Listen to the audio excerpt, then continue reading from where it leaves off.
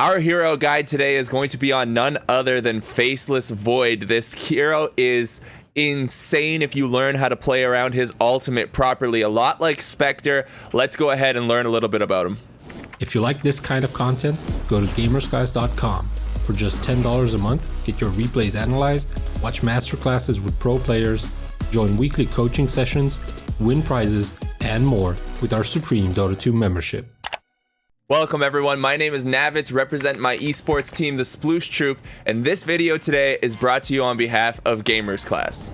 The way we're going to do this today is we're going to first start by looking at our item build, then we're going to take a look at our skill build, we're going to jump into the talent tree, then what we're going to do is go ahead and watch a Faceless Void replay so we can actually get some of the core concepts down, and afterwards what we'll do is look at item variations and drafting considerations. That's going to kind of be the breakdown of this hero guide. Hopefully it covers pretty much everything you guys need to know.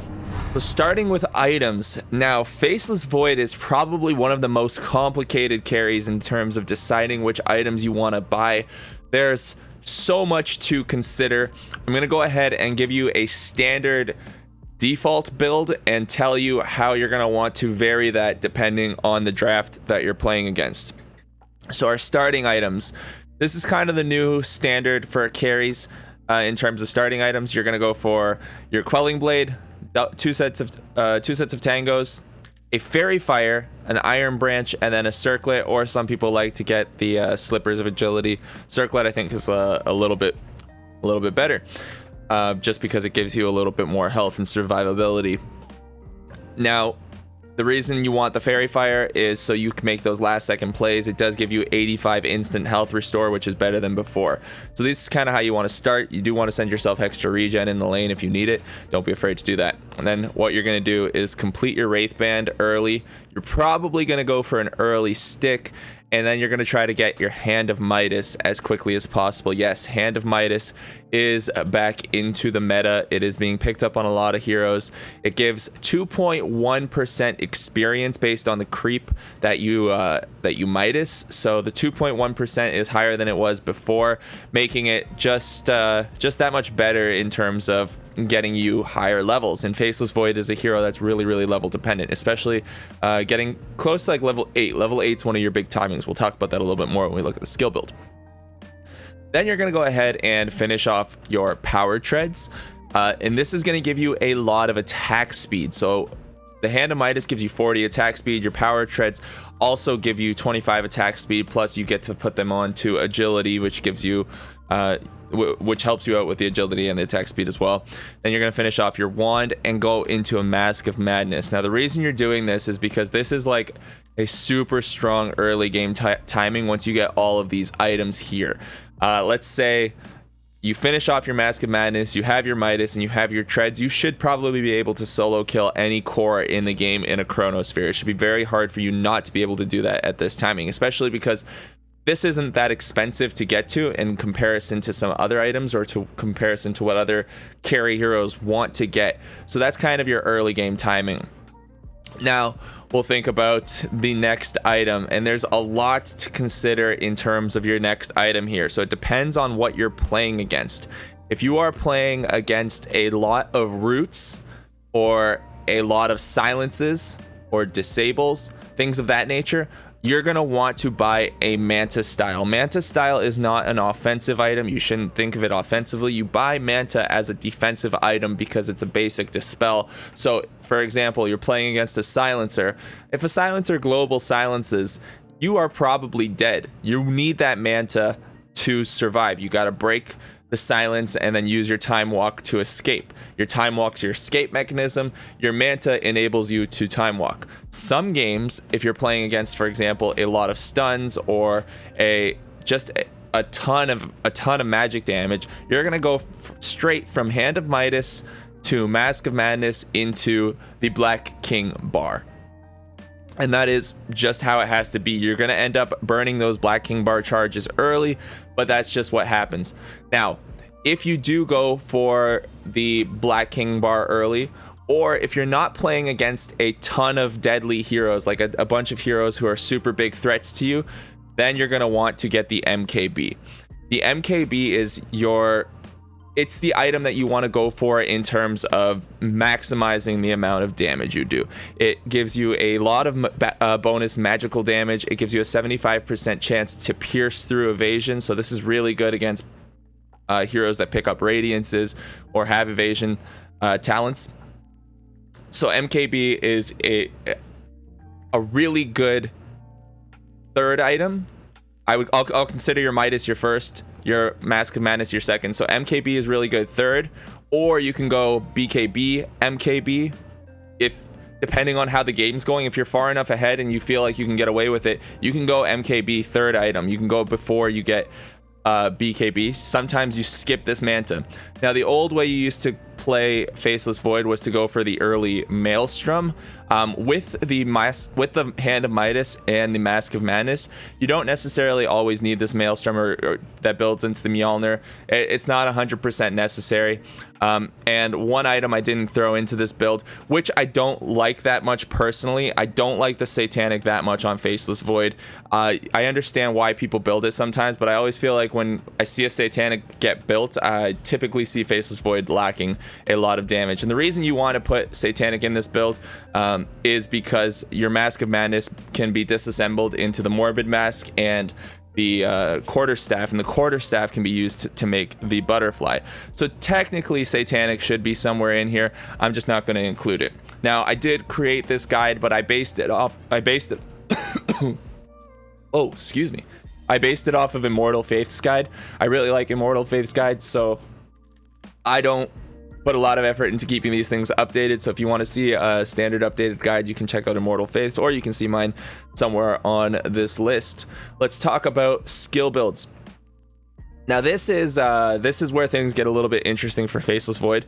You usually do want to get level 1 Time Walk unless you have the ability, unless you're trading with somebody early and you're not going to need to Time Walk, then you can get Time Lock. Now, Time Lock is the first spell that you're going to want to max out. I see a lot of Faceless Voids maxing out Time Walk. Typically, what you want to do is really, really be cautious about how you use your Time Walk. If you're a Faceless Void player, especially for newer players, I see a lot of newer players Time Walk forward. They will get themselves in a bad position and they'll have to run away, and Time Walk will be off of cooldown. So sometimes maxing it out to levels 4 by the time you're level 7 makes it so you only have a 6-second cooldown. And a lot of you use this in a way to escape from the bad decisions you make. Really, what you need to be doing is playing around the Time Walk cooldown and being a lot smarter about how you use these. Use your Time Walk as an escape mechanism. You can also use it to kill. You just have to be smart and know that you're not Time Walking yourself into your own death. So first 4 levels are going to be Time Lock most of the time. This is especially true when you're going for this build because you're adding so much attack speed, and then your damage comes from the Time Lock damage. You get the 24% chance to do a bonus 40 damage. It does a stun. It does a double hit. It's really strong. So with the increased attack speed from the Mask of Madness and the Hand of Midas and the damage coming out of Time Lock, that's where all of your power really comes from. So when you're level 7 or 6, you want to be able to get a lot of these Time Lock procs. Very, very, very, very important. Now, level 8, most people would want to take or go back and try to finish off Time Walk. You do need to get a point in Time Dilation, and that is because at level 6 is when you obviously get your Chronosphere. You do want to be using that Chronosphere. You do want to be playing around that timing. It's so important. I don't want to under stress how important it is for you to make plays when you have Chronosphere available. It's like being a Spectre and haunting around the map, and farming around the map with Haunt off cooldown for like 3 or 4 minutes. Like, you want your teammates to set up a play. You want to set up a play with your teammates. And the best thing about Chronosphere is that you have the potential to actually disrupt another core from having a really great game. Like, let's say the mid laner or the safe lane is having a great game. You can make that rotation into their lane, Chronosphere, get a kill onto them, and really bring your team back from the brink of defeat if you're properly using your Chronospheres. And then taking a look at how we finish it off, we're basically going to just put 1 point in time dilation. Oh, that's right. You do want time dilation for the end of your chronospheres usually, or if somebody has cast a bunch of spells in a recent amount of time, it basically increases their cooldowns. But typically near the end of a chronosphere is when you're going to time dilate. There's going to be people around you casting spells. You're going to want to slow down the people who are outside of the chronosphere, and it's just a really good mechanic for stopping people who have short cooldown spells.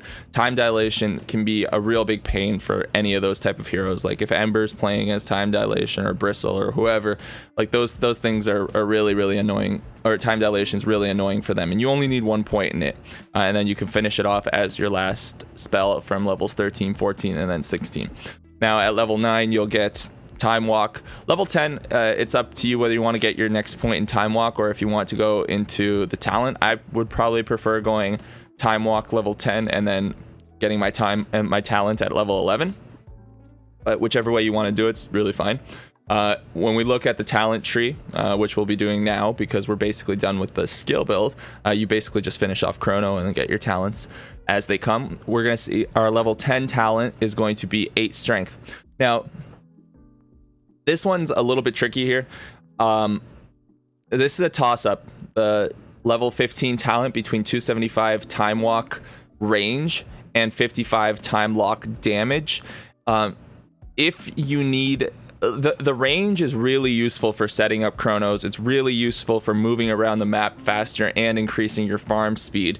But if you need damage, you go with the time lock damage. Because you have so much attack speed, the amount of damage that this adds is just, it's pretty nutty. And because we want to go for MKB, that also adds attack speed. We're adding quite a bit of damage with this. You basically kill anybody inside of a chronosphere. Level 20, you're pretty much always going to go minus 1.75 time walk cooldown. So it's going to reduce time walk from 6 seconds to 4.25 seconds, which is really good. You get the ability to farm way faster. You get the ability to jump in and out of fights more safely. Time walk removes the damage that you took in the last 2 seconds. I should have mentioned that. I just kind of assumed it was known. So if you take a bunch of damage, you pretty much heal it off right away. The 40 attack speed, you're building a ton of attack speed already. Like this is diminishing returns on you at this point. And at level 25, depending on who you're playing against, what the team that you're playing against is looking like. If you have a whole bunch of targets that are really necessary for you to get inside of a chronosphere, then take the additional chronosphere AoE. But if you've got if you've got like hard heroes to fight against, like really good physical damage cores, like maybe you're playing against a PA or you're playing against a Spectre or a Wraith King or something like that, you probably want the back trace damage. It just undoes about 20% of the damage that you take. It's pretty awesome. So that's kind of the build consideration there.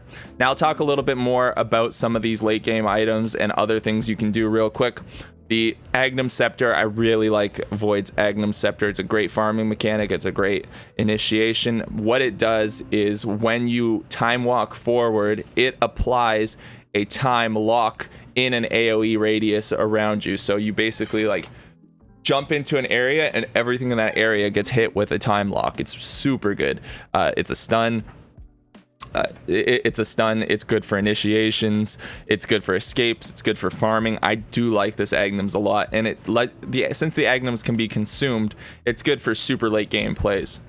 If you need damage, sometimes you're gonna go for Daedalus. If you need damage and disable, the Bloodthorn is really nice. It also comes with obviously the silence.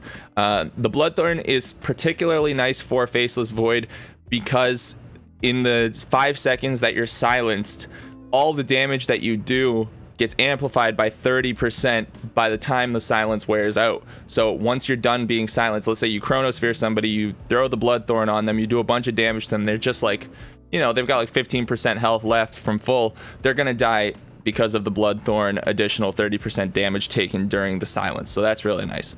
If you need to disable super strong passives, you're going to want to buy a Silver Edge sometimes. So I'm thinking of heroes like Spectre, like Bristleback, like Tidehunter. That's really game dependent, and it's probably not Faceless Void that's buying the Silver Edge all the time, but I don't think Silver Edge is necessarily bad on him. In fact, I think that Silver Edge can really work on Faceless Void. It could actually become kind of a meta build later on, but that's kind of how you think about the Silver Edge. And as I mentioned earlier, the Manta is just a fantastic item for most cores. Yeah, that's how we'll think about it. And Satanic, if you need the survivability and the health, Satanic basically brings you back to full health. You disassemble your Mask of Madness, you go Butterfly Satanic, and that's kind of the strategy there. Hey, let's look at neutral items real fast. I'm going to talk about which ones are good on Faceless Void and how to think about them. We'll basically go through the first 4 tiers and quickly talk about those because these are the most important. So obviously, if there's a Royal Jelly, you want one of those charges. Your best item to find is going to be the Iron Talon. Then you would want probably a Poor Man's Shield. You don't really need the Faded Brooch. It's probably going to be better on somebody else. But Poor Man's Shield or Ocean's Heart in the early game. So that's kind of the best tier 1 items for you. When you're looking at tier 2 items, I would say Ring of Aquila is probably your best to find. Next, you're going to want either the Imp Claw, the Vambrace, the Pupil's Gift, or the Dragon Scale. Now that's again game dependent, but these are the best ones for you. So depending on what drops, that's what you want to be considering. One of those 5: Aquila, Pupil's Gift, Imp Claw, Vambrace, or Dragon Scale. Tier 3 items. This is kind of interesting. So the Enchanted Quiver is actually pretty good on you because it adds 400 bonus or 300 bonus magical damage and True Strike to your attack. So if you Chronos Sphere somebody and attack them, it gives you a bonus 300 damage in the Chrono, which could be the difference between you killing and not killing somebody. So Enchanted Quiver is good on melee heroes as well as ranged heroes. Ranged heroes, it obviously gives them the bonus 400 range for 1 hit, but still good on some melee heroes. The Spider Legs are really good for movement speed and jumping in and around a fight, especially if you time walk forward. You might want these from time to time. But the big items that you're going to look to pick up are probably the Paladin Sword, which would give you the lifesteal and damage, the Orb of Destruction, armor reduction, some slow, and then the Titan Sliver, which gives you base attack damage, magic resistance, and status resistance. These are going to be your main items. I don't like the Mindbreaker too much because you do get a passive silence strike every 15 seconds. But if you start with a Chrono if you start a fight with a Chrono, that passive silence strike doesn't mean as much. It does give you magic attack bonus damage and attack speed, which is really nice. A lot of times though, I feel like this is usually better on somebody else, but it's not a bad item. Tier 4 items, what you're going to want is probably, when I look at them, I think that Ninja Gear is probably your best item to get. It lets you cast smoke on yourself. It does give you 20 agility as well and 30 movement speed. This is a lot of movement speed, a lot of agility, and the idea that you can be smoked pretty much all the time setting up kills with Chrono is really, really nice. The Illusionist Cape, very good, gives you agility and strength, and also gives you an illusion to push out waves. And then the Leveler or the Minotaur Horn, these are the ones that I'm going to look at and say, yeah, that's what I'm thinking when I see the neutral items. The Leveler, 60 attack speed, the Minotaur Horn gives you spell immunity. We take a look at tier 5 items. Whatever you find, go ahead. The game is too crazy for it to matter at that point. Just figure it out. I haven't played enough games with these items to know what's the best. I'm sure you can figure it out. Like, you can go for Deso 2, or you can get these crazy boots or the Fallen Sky. It's all nutty, so just have fun if you get to tier 5 items. Here we are, finally into the replay. Let's take a look at Faceless Void. Now, he does have the standard starting items, except for he went for the Iron Branch instead of the Fairy Fire. He will be laning against. We're going to also look at the draft very much so at the top right now. So seeing what his team that he's playing against is. Don't need this so loud right now. Seeing what the team that he's playing against is, he's got an Underlord that he's going to be laning against. Now, if he looked at this, he would probably think that he's laning against an Underlord and a Witch Doctor, or Underlord and probably a position for Tiny. What ends up happening actually is that they tri-lane for the Anti-Mage. So it's Underlord, Tiny, Anti-Mage, Witch Doctor, Queen of Pain. And then on his team, he has himself, Broodmother, Zeus, and Nature's Prophet. Nature's Prophet and his support, Ogre. Now, Ogre is a very nice support to have for Faceless Void and enables him quite a bit. On the other side of things, we're going to see First Blood go to the enemy team, which is actually pretty rough for him. But what we're going to do is pay attention to Faceless Void. Like I said, the starting items opted to go for extra regen over the Fairy Fire. I do like the Fairy Fire better, as I was saying, but here we go. This is, I think, a high-level Immortal game in the European server, so I chose this one because I thought it had a good thing to point out, and that is, I thought this game had some good stuff to point out, and that is the item build in particular. Now we see right here, basically what Faceless Void is doing is he's bringing the creeps this way while trying to secure his range creep. He doesn't want to hit these too much because he wants to keep lane equilibrium somewhere around here. So Underlord's lane is going to push a little bit right now, and his equilibrium, the lanes are probably going to meet around here. Ogre's trying to kind of be a bully and tank up, try to force the Underlord around, but this is a hard lane, and this is typically what you see happening. You see one hero pull the creeps this way so they can pull the melee creeps towards their range creep, and then the opposite happens on the other side. The other melee creeps go towards the other range creep, and then you kind of split them. It's really hard to force Underlord out of lane, so we're going to look at this laning phase a little bit. It would be ideal if Faceless Void could kill him. He hasn't even leveled up a point in Time Walk or Time Lock yet, and that's because he was waiting until he got to, well, waiting until he needed one of them, whether he was going to make an offensive play against Underlord or if he was going to need to defensively Time Walk out of a Firestorm. And now he's just hitting him a lot, and with the understanding that he wants to Time Walk back. So he sees that there's more creeps in his wave than he's willing to fight, so he takes a little bit of damage, knowing that when he Time Walks, he'll undo that damage for the last 2 seconds. This point, he doesn't want to take damage now because Time Walk is off of cooldown for the next 24 seconds at level 1. And you have to understand, it's 24, 18, 12, and 6 seconds on the cooldowns. So it's really, really important to not waste your Time Walks frivolously. Like, you got to be conservative with them, especially in the early game. Now, last hitting under tower, he's going to do his best. Probably going to have to Time Walk off some of the damage, and Underlord's doing a really good job being a nuisance. He's just stopping him from getting some of the last hits. Void is taking damage from all these creeps now. He's going to probably have to consume more tangos, but we see his item build coming out soon, and our boy Ogre is doing a good job pulling creep waves to the large camp.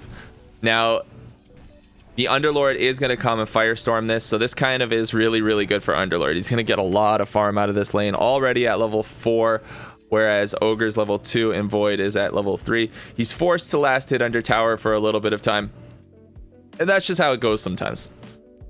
Void is keeping the creeps from out of tower range, but again, he knows that he doesn't want to take a super high amount of damage.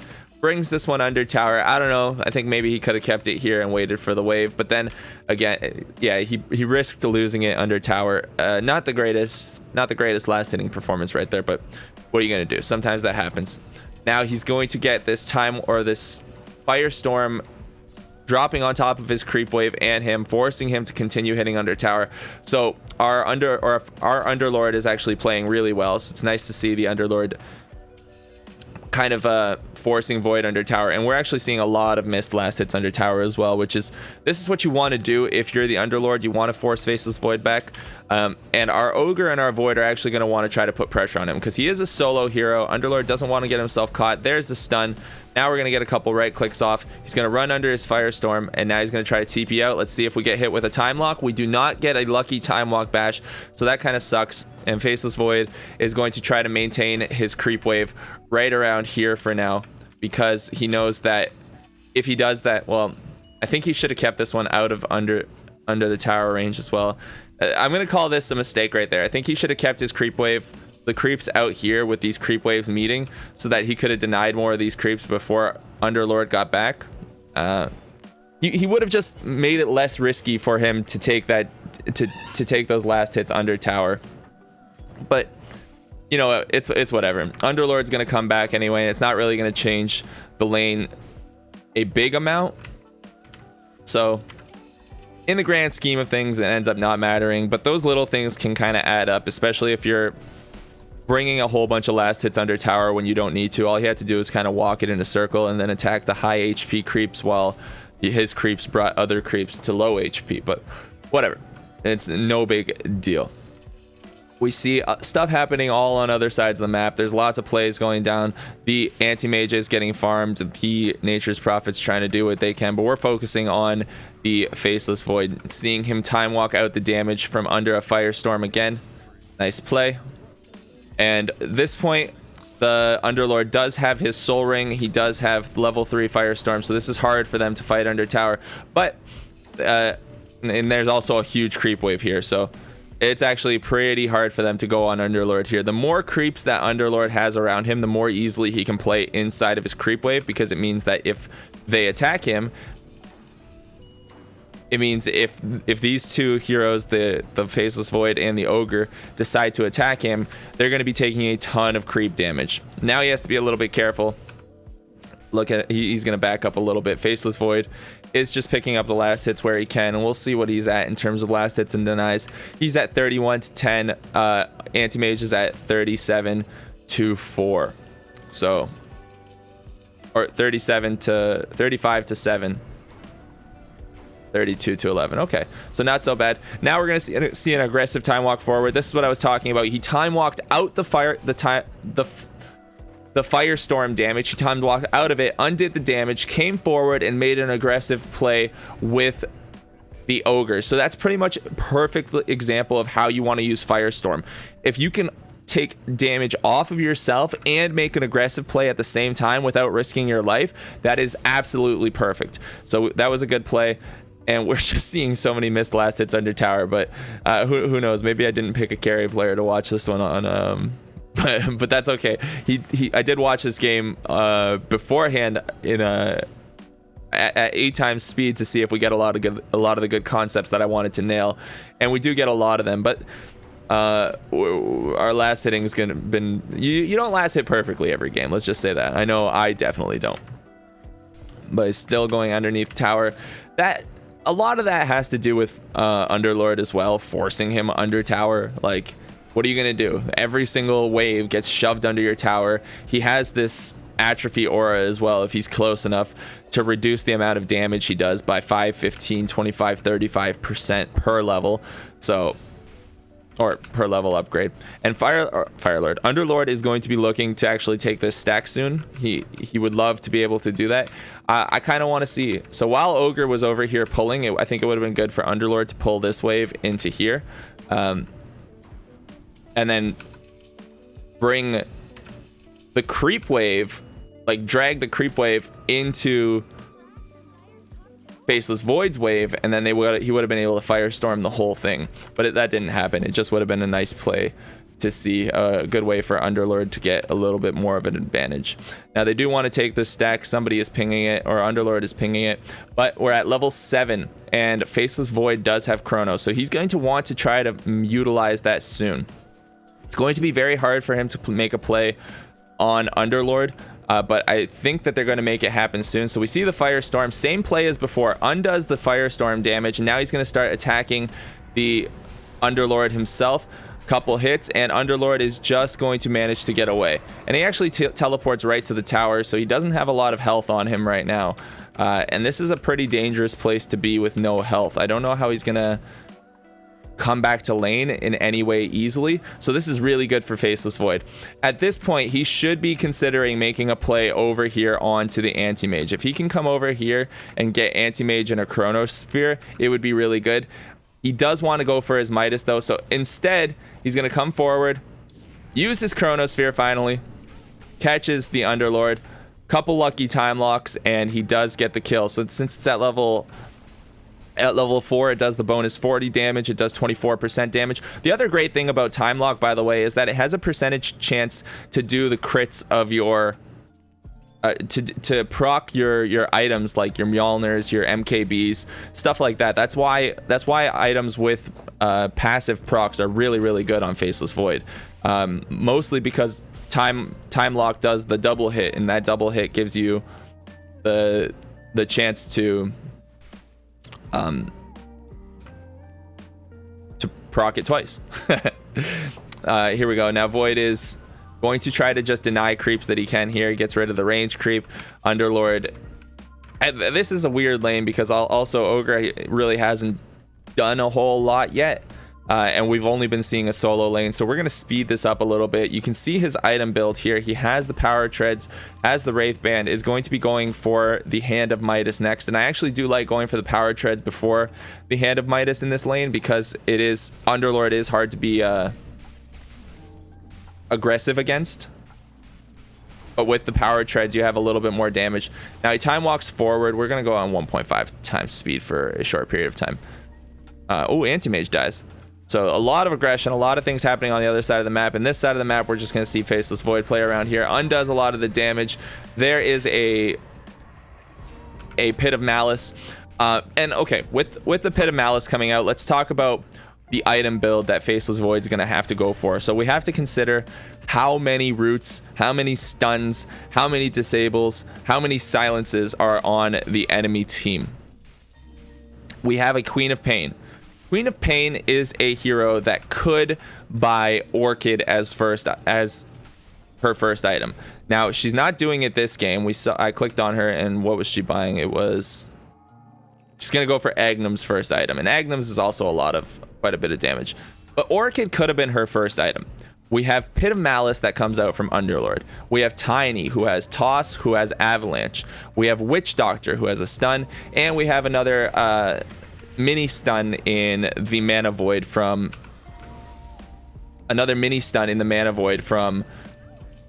Anti-Mage. That's a lot of magical damage. That is a lot of stun opportunities, and here we go. That was not the greatest chrono I've ever seen, but he caught 3 of them. Oh, it's Anti-Mage just managed to come out. So they're making a play on him. He's going to rotate out. That was a defensive chronosphere. He managed to get out. And I said it wasn't that great, but it was actually great. He caught the Tiny, he caught the Queen, he caught the Underlord. He just missed the Anti-Mage by a sliver. And here's Tiny, super farmed, has the blink, has the bottle, has the phase boots already. So Tiny is nice and massive. And I'm pretty sure this was actually Tiny mid, not Queen. I kind of didn't pay attention to it. I wasn't really paying attention to what happened there.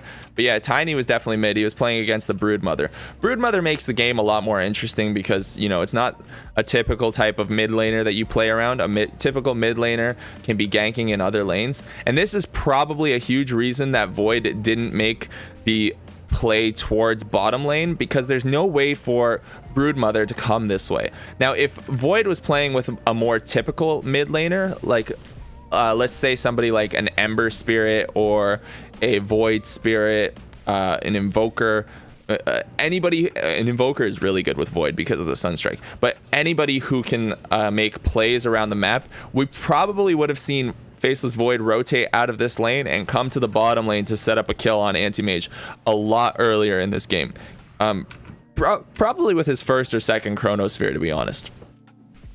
But because he is playing with a Broodmother, it makes it a lot more difficult. Now, Brood is getting pretty farmed, has the Medallion of Courage, the Diffusal Blade, and is just farming between the jungle camps as she can. And Faceless Void is waiting on his next Chronosphere. So this is what's important. Understanding how to play your hero around your timings.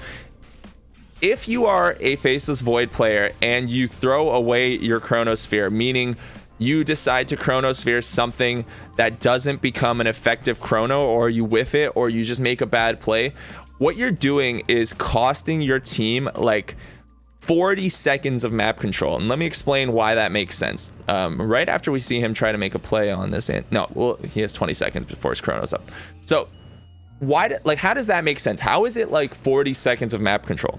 Well, typically what you want is a chrono to get at least a kill on one core player. Which core player do you want to kill? In this game, almost for sure you want to kill Anti-Mage with your Chrono. Now he actually has it up in 5 seconds, so he's going to start right-clicking. If anyone rotates here, he can probably kill the Anti-Mage. So he's looking for him. He knows Chrono's up. Now is his time to actually make a play. He sees the blink. And let's see if he can find Anti-Mage. Time walks forward. One hit, catches him. There is the ultimate coming out of Nature's Prophet, the ultimate coming out of Zeus, and that's enough damage to kill Anti-Mage. So double ultimates plus 1 time lock proc were enough to get the kill. And this is what I was talking about, buying you map control. Now, instead of the enemy team being able to control Roche, being able to control their jungle, being able to control your farm, put pressure on your towers, there's 25-26 seconds on the respawn time of Anti-Mage. Then Anti-Mage is going to teleport somewhere. When Anti-Mage teleports somewhere, that gives you complete control of the parts of the map that you can play on, because you know where their carry is, you know where he went, you know where you want to play aggressively, you know where you want to play defensively. And here Queen of Pain Queen of Pain blinks forward. So this is exactly how you should play this.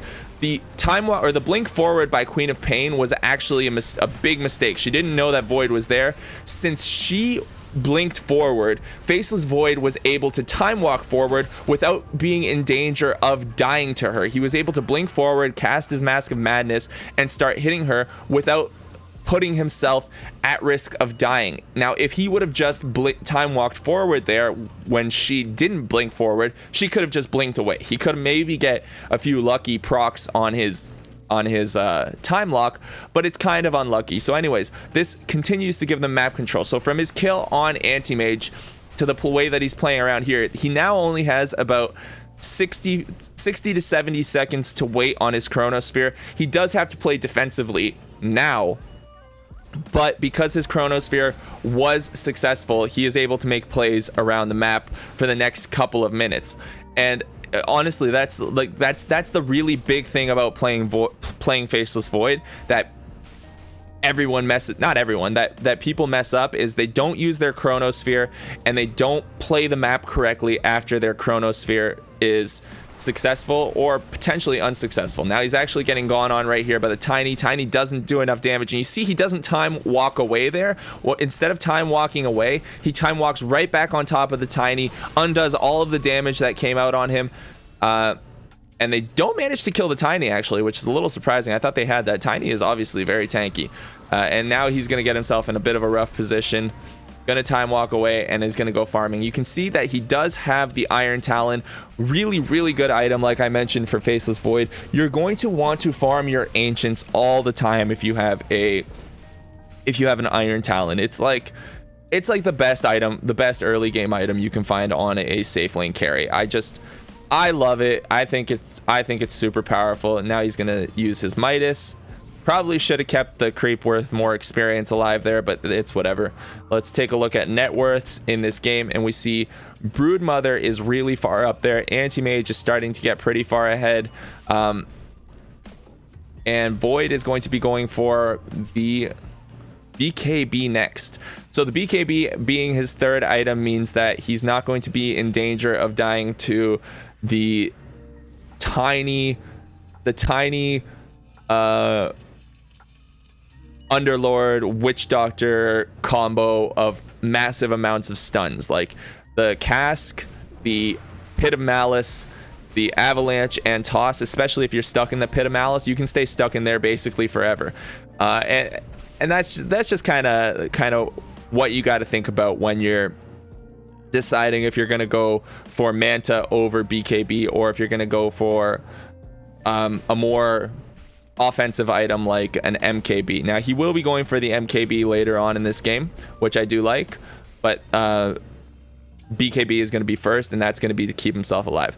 Now that he has Chronosphere now that he has Chronosphere up, should be looking to play a little bit offensive if he can. However, everyone's missing on the map. So if we look on the mini map, we know only where Anti-Mage is, and that's just because he showed at the top left of the map.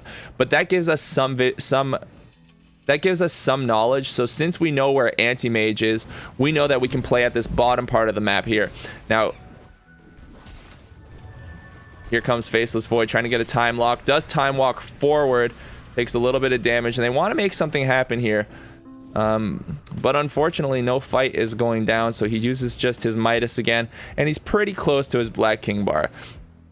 Now, he's paying attention to where Anti-Mage is. If he can get a Chrono here, he definitely will, but it looks like he's not going to be able to. He does have the global ultimates from Zeus and from Nature's Prophet, so if they find the Anti-Mage, or if Anti-Mage misplays, it's basically a free kill for him. Anti-Mage has to push as aggressively as he can without putting himself in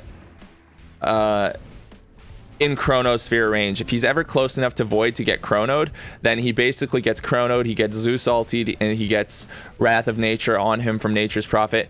And this game, the Nature's Prophet didn't go for an Orchid, is actually going to go for it later, but Nature's is also really dangerous against Anti-Mage because of the ability for Nature's to get the Orchid really early, so that can be a way to play around the map.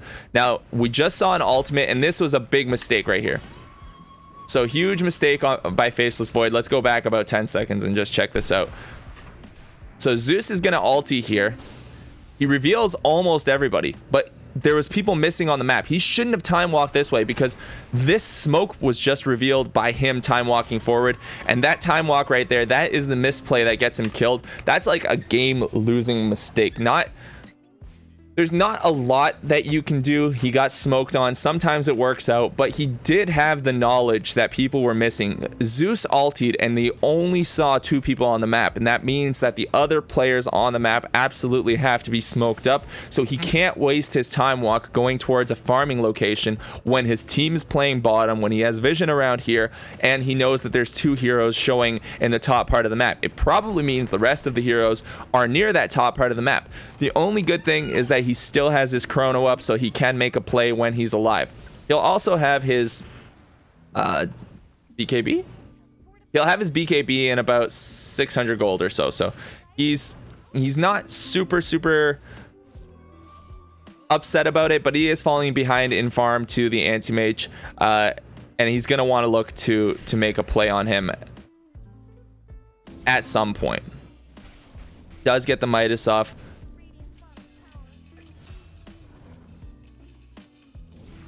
Gets the Midas off, and now you see what Anti-Mage is doing here. Well, this is exactly what Anti-Mage wants to do, which is what Void would want to do if he got a good Chrono. You see how Faceless Void just walked through his whole jungle right here. He farmed this camp, but then he came here, wasted his time, came here, wasted his time, came here, wasted his time. Anti-Mage aggressively farmed this whole part of the map and then backed out defensively before Faceless Void had a chance to catch up to him after he respawned. Perfect play by Anti-Mage, letting himself get farther ahead than Faceless Void by stealing his farm while he's dead. So if you make a good play like that, don't just jump back into your jungle. This Anti-Mage just showed us a really good example of what you should do instead, and that is farm as aggressively as you can while the enemy team's at a disadvantage. And we got 4 people playing bottom here, with Faceless Void still farming his own part of the jungle. Now, the same play that went down last time, let's see what happens and whether or not they are able to survive. He does have vision. He should see that the Tiny is there. Gets gone on, but the BKB arrives just in time. So this BKB was the saving play. We're going to watch this one more time. Slow it down a little bit. So he does see... It's a bit of a replay bug, but he did see the Tiny on his mini-map for a second. Gets gone on. If he didn't get this BKB delivered at this point, Faceless Void was for sure dead. So BKBs, time walks forward, and now he's going to land a 3-person Chrono, allowing him to basically just go off and start hitting these guys. Now, when he's in this Chrono, he's going to go for the person he's most likely to be able to kill while in the Chrono, and then when Chrono is about to wear off, he is going to use his time, or once his Mask of Madness wears off, he'll probably use time dilation. He didn't, but he could have. He was backing away anyway. So, I mean, he dropped everything there.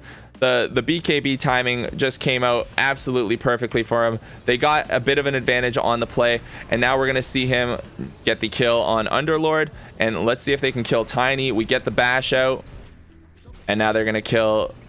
They kill the Underlord, they kill the Tiny, and what does this let them do? So this beautiful BKB timing allows him to, 1, control the map, 2, get Aegis right now, And I don't know if there's a 3. I mean, 3 is, you know, just continue to get ahead in the game. So we do see Anti-Mage still at top of the net worth, but they can't contest this. They don't have Tiny. They don't have Underlord. They don't want to buy back for it. Anti-Mage is thinking about it. He's thought about it. He thought about jumping in there, but he's just not strong enough. And now Anti-Mage is going for the Eagle Song next. If they click on Anti-Mage, or if they get vision on Anti-Mage, he'll see that Anti-Mage is buying an Eagle Song. And this is actually like the perfect item build for Faceless Void to go, because MKB is the natural counter to the Butterfly. Butterfly gives you evasion. MKB gives you a chance to proc evasion. Now you see he comes forward right there and tries to time dilate him to slow him down a little bit. Doesn't manage to get a kill. Doesn't have chrono up, so he doesn't have kill potential on the Anti-Mage. But he does have an Aegis, which means he can basically farm safely for the next 5 minutes of the game. And with the Aegis, he can not only can he farm more safely, he can farm more aggressively. He obviously doesn't want to burn the Aegis twice, but he can use this as an Aegis to control the whole map. And actually, yeah, let's look at the scoreboard real quick. We see he is 8-1 on Faceless Void right now, and 1-0 on the Brood Mother. So Faceless Void's basically doing the majority of the damage. Gets caught inside of this pit of malice with those multiple stuns. That's why you need that BKB a lot of the times. But you see he holds it because he's not too gung-ho to burn his BKB charges. Typically, you want to burn your BKB if you get initiated on the way he did before. And now that they get another kill before his another set of kills before his Chronosphere is back up, just means that they have that much more map control. They can start pressuring towers, and that's exactly what they're going to do. Yeah, Brood Mother's going to pressure this tier 2. Anti-Mage, there's not a whole lot you can do about a split pushing Anti-Mage. Like, you don't have enough catch for him. Zeus is going to come back and, you know, force him out. You're going to force him out, but what we're going to see is the Void and his team take control around the map. Now let's take a look at the talent tree. So he did go with the talent tree that I like, the 8 strength, 275 time cast range, but he went for 40 attack speed instead of minus 1.75 second time walk. So I guess he thinks he's going to need that damage or the attack speed, and it kind of makes sense if you're fighting against an Anti-Mage having the attack speed. I probably would have preferred to see the 1.5 second time walk cooldown. I like it better, especially with the time walk cast range. It lets you get around the map a little bit better, and he has tons of attack speed coming out of his items. But that's just my preference right there. He does have the Demon Edge component of his MKB done, and right now, if his team, one thing I don't like is that his team isn't making a ton of smoke plays with him. But like I said earlier, this is a bit of a weird game because you don't have a mid player who's super mobile. You have a mid player who is relegated to where his webs are. So wherever the webs are, that's basically where Brood Mother can play. And you would normally have a much more active mid player like a Queen of Pain or an Ember or somebody who can have some kind of mobility around the map. But he is smoked now. This is the smoke play I wanted to see. Who are they trying to catch here? They're going to go for the Queen of Pain. Queen of Pain blinks away. There's the ultimate. Ooh. Let's get there. Let's get there. No. Still trying to make a play. Now he's going to look to Midas something. All right, Queen of Pain casting her ultimate. And he is just going to take all his farm instead. So they're doing a really good job dodging Faceless Void there. That was almost a smoke play, almost a nice smoke play. If they could have got something good coming out of that, fight, it would have been really, really nice. Oh, we see a Paladin sword get picked up by, who is this? My boy Anti-Mage. Oh, Anti-Mage gets the Paladin sword. I thought Faceless Void's team got it. But basically, this has become a farming Aegis. But they use this whole Aegis to control the map. And that was all played off of the BKB timing that came out right here. So we had a really good BKB timing. And then we had the Aegis, or the Roche attempt. And then the full the full map control. So this is where it kind of gets a little tricky as Faceless Void, is when you can't find a good Chronosphere target, you really don't want to waste it. Like, you notice that he had opportunities to use it in this bottom part of the map that he was in, the bottom side of the Radiant jungle, but he didn't waste it on the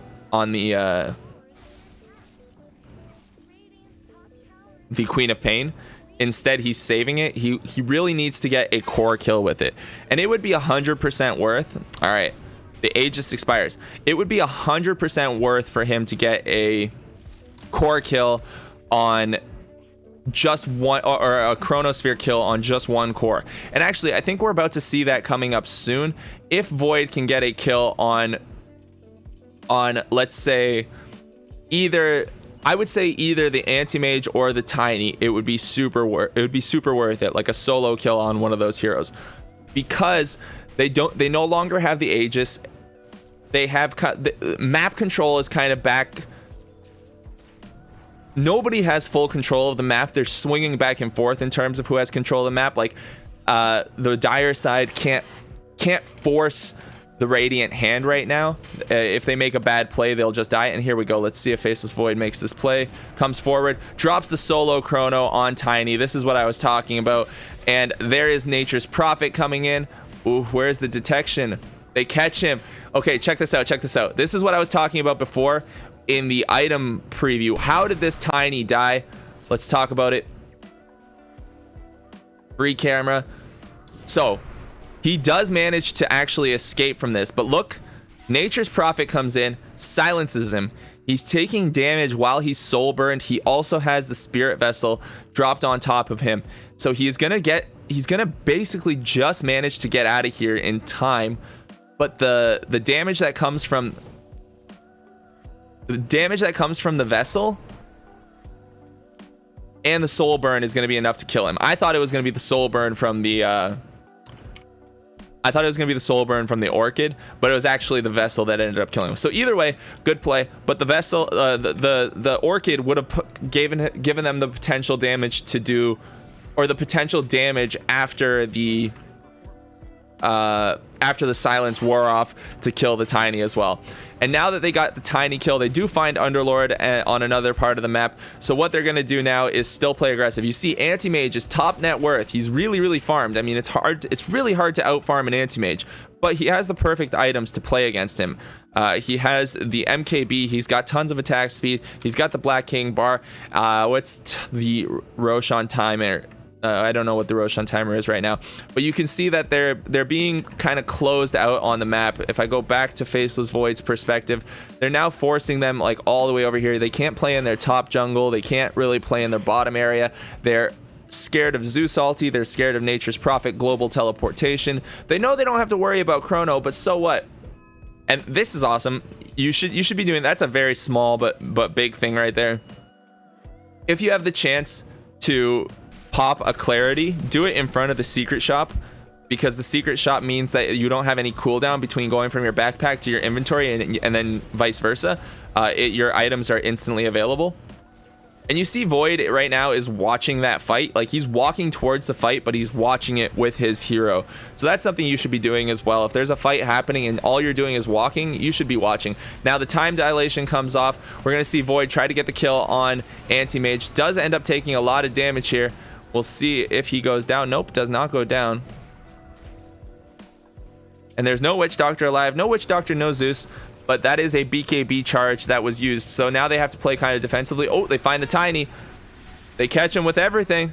And Tiny is dead for 80 seconds. So that is the core Tiny taking tons of damage. We're seeing the net worth on Nature's, on Void, and on Broodmother surpass that of Tiny. And that gives them map control for a long period of time.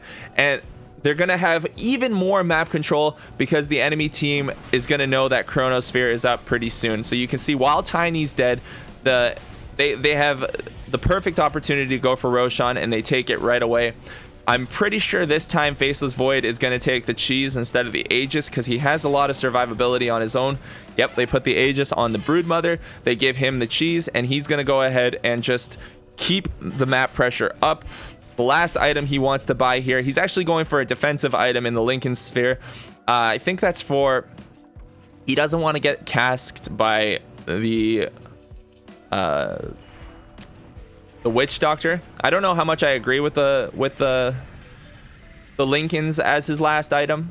I mean, I don't really mind it, but I don't think Lincolns is the item that he should be buying here. I think he should be buying either more damage based off. Oh, and there's the beautiful chrono. Check that out. So as he's blinking away, he catches him with the chrono, and then he hits him with a couple time locks right there at the end, manages to get the kill, and that's just beautiful. I think if anything, Faceless Void should be going for a butterfly into a satanic this game. I think that would probably be the better way to play it out. Eventually selling his Hand of Midas after he gets the butterfly completed, and then buying the a satanic. He does have the slot for, well, actually he wouldn't even need to sell the Hand of Midas until he gets an item after those two, but that's how I would play it. The status resistance, I feel, is better than going for a Lincoln's. And actually he is changing his mind. He's going for the damage. He's going for the Daedalus. That I do like. I do like the Daedalus.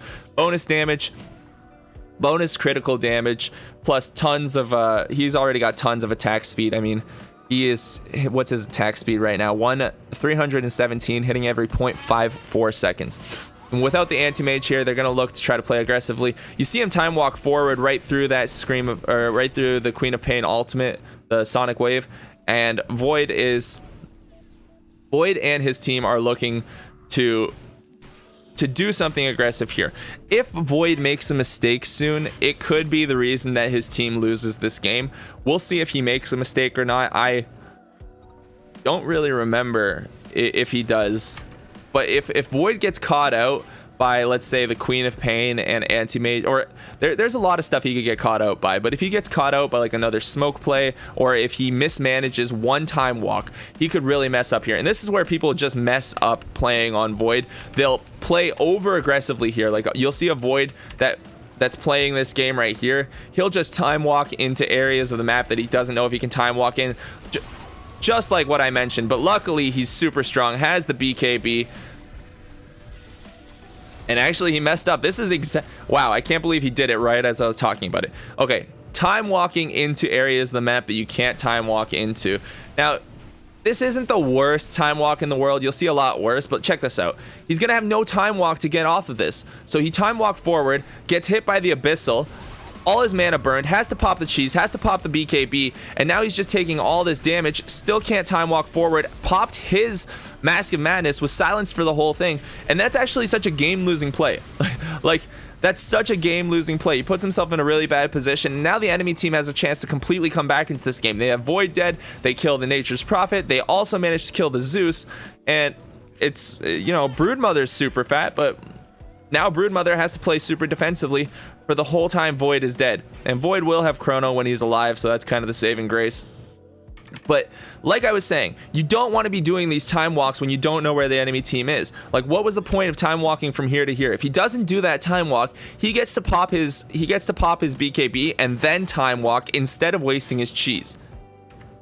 You know what I mean? Like, that time walk forward was, it was a Faceless Void getting overconfident, and you'll see it a lot. You'll see it a lot on Faceless Voids. You'll see a lot of Faceless Voids, especially in low MMRs, who have big leads, completely throw them away making plays like that, or overestimating their strength, or not being defensive enough. And now we see Anti-Mage is getting really big. They're doing all, oh man, this is getting ugly. But here we go. Broodmother they're going to be their saving grace. Broodmother trying to take out the Underlord, unable to. Underlord's going to actually TP them out. Broodmother dies. There's the Aegis going down, and they're going to back out of this fight. It looks like, unless they're not, they're going to toss Broodmother back. The silence coming out, so there is no toss. And Void's alive again, so they got to be careful. They got to be really careful here. Tiny's going to get away. No, he's not. Yes, he is. All right, everyone manages to get away. They're fine. So let's see how our boy Faceless Void's living now. Is thinking about going back for the Lincoln Sphere. Since Anti-Mage has the Abyssal, Lincoln's isn't so bad. He actually is holding on to the Quickening Charm. I'm a little bit surprised they gave the Quickening Charm to him instead of Zeus. I would prefer to see these items swapped around. Oh no, he's not holding on to it. I'd prefer to see either the Faceless Void with probably the Orb of Destruction, to be honest. But I mean, it is what it is. And now this game that Faceless Void's kind of been dominating in is definitely losable because Anti-Mage is huge. We've got level 25s. We got the backtrace damage, or the backtrace talent on Void. And we're going to see a smoke play come out here. So let's see what they're able to find. Witch Doctor coming forward. There is a Chrono on 2. Now, not the best Chrono in the world, but if they can kill Underlord and they can kill Witch Doctor, they're not in a bad spot. Now they're going to go high ground with this because they have the double damage. So no Chrono available for 145 seconds at this point, but they the Anti-Mage and the Tiny and the Queen alone can't take them on. They don't know that they don't have buybacks here, so actually if Witch Doctor and Underlord had buybacks, this would be a pretty rough fight, but instead they're just going to give up the tower or there we go, everything going down on the Broodmother, but Broodmother does get the BKB off. BKB silences hexes, uses her insatiable hunger, and they managed to turn that around, so they get a bunch of core kills right there, and that's actually probably going to be the game. Anti-Mage is still alive, super fat with the Eye of Scotty as well. Has tons of last hits and denies. They're going to get the kill on the Nature's Prophet, it looks like. Comes forward, time dilates, and Anti-Mage is trying to chase him down. They turn it around here, catching Anti-Mage with pretty much everything. There's the silence, some right-click damage coming out. They managed to kill the Queen of Pain again, and here is Witch Doctor throwing down all of his mighty magic. And they kill the Anti-Mage as well. That will be the game. So, pretty interesting game there. We saw a lot of really cool stuff. I do want to stress again that you want to play more. You want to play a little bit more aggressively around your level 6, 7, 8 timings when you're Faceless Void if you have a more aggressive mid player. But for this game, we learned a lot of good lessons, and I think we also learned a few things about how not to last in under tower and how not to time walk forward and get yourself killed and almost cost your team the game. But hey, it worked out. Faceless Void came out 12-2 and 10, had a pretty good game overall. Not bad. So finally, to end the guide, let's take a look at some stats and some variations and stuff like that. So Faceless Void is right here. We're going to look at the most important stat, and that is what people are doing in the highest brackets, because you want to base what you're doing around what the best players are doing. Faceless Void has a 51.60% win rate with a 17.18% win rate. That means that the pick rate is really high on Faceless Void. Like, this is a super high pick rate. You see Anti-Mage, Magnus, and Spectre being carry heroes with higher pick rates than Faceless Void at this point. But the win rate and that pick rate suggest that Faceless Void is definitely a major meta hero right now. If we take a look at the item builds and variations, this is kind of what I wanted to get into a little bit earlier. So let's take a look, because like I said, Faceless Void's items are super dependent on his draft. He is one of the best heroes to play against Anti-Mage, and Anti-Mage can also be good against him. But if Faceless Void catches Anti-Mage, it makes Anti-Mage's games really hard. So let's look at item variations. You see Powered Treads, Midas, Manta. Now I do like this. If we take a look at who he's playing against, there's a root from Crystal Maiden. There's not a whole lot of other stuff on the enemy team, so just getting rid of Crystal Maiden's root, and then he's going to go just for the Maelstrom and then BKB. So a bit of a variation there. Still goes for a farming item in the Maelstrom. I kind of like it. Let's see this game real quick.